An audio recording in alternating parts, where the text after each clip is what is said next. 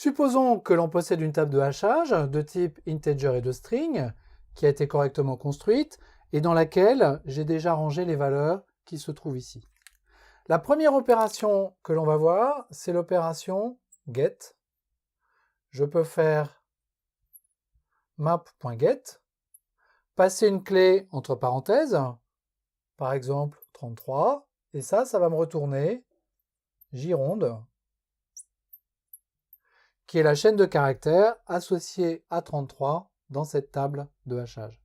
Get prend une clé et me retourne la valeur associée.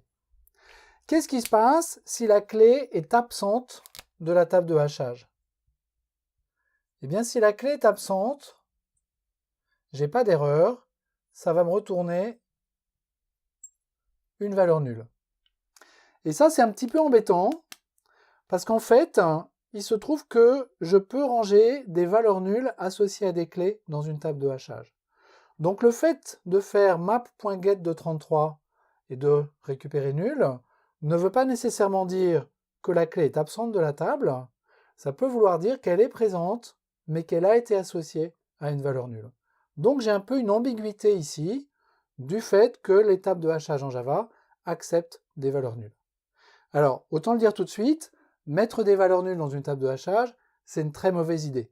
C'est quelque chose qu'il faut systématiquement éviter, et en fait, il est probable qu'il aurait été nettement plus intelligent au niveau du design de la classe HMAP qu'elle refuse les valeurs nulles. Mais bon, elle a été faite comme ça, et on ne reviendra jamais sur ce point-là. Donc si la clé est absente, je reçois une valeur nulle. Je peux éviter ça en faisant un map.get or default. Là, je vais passer volontairement une clé qui n'est pas dans la table de hachage, par exemple 15, et la valeur par défaut, ça va être la chaîne de caractères vide. Chaîne de caractères vide, ça ne veut pas dire valeur nulle, ça veut dire une chaîne de caractères vide. Entre autres, si j'appelle une méthode sur la chaîne de caractères vide, je n'aurai pas de nul pointeur exception. Alors que si j'appelle une méthode sur nul, évidemment, j'aurai nul pointeur exception. Le comportement de map getOrDefault est très spécifique. Si la clé 15 n'est pas dans la table de hachage, alors la chaîne vide, dans notre exemple, est retournée. Si la clé 15 se trouve dans la table de hachage, alors c'est la valeur qui est associée à la clé 15 qui va être retournée.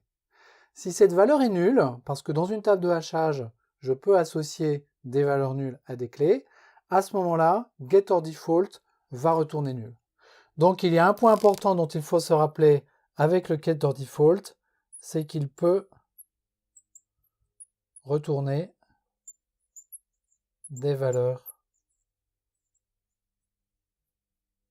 nulles. Encore une fois, le piège avec les valeurs nulles, c'est que l'on peut évidemment générer des nuls pointeurs exception dans notre code.